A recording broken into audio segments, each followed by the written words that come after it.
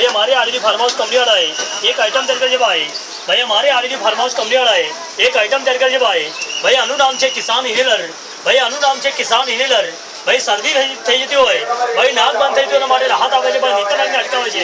ભૈયા બજાર મેડિકલમાં તમે લેવા જાઓ ભૈયા બજાર મેડિકલમાં તમે લેવા જાઓ આની કિંમત થઈ જાય ભૈયા 25 રૂપિયા ભાઈ અમારી કંપનીની જાહેરાત માટે આ ઇંધણની કિંમત આ 25 નહીં માત્ર 10 જ રૂપિયા છે ભાઈ 10 રૂપિયા 10 રૂપિયા 10 રૂપિયા હા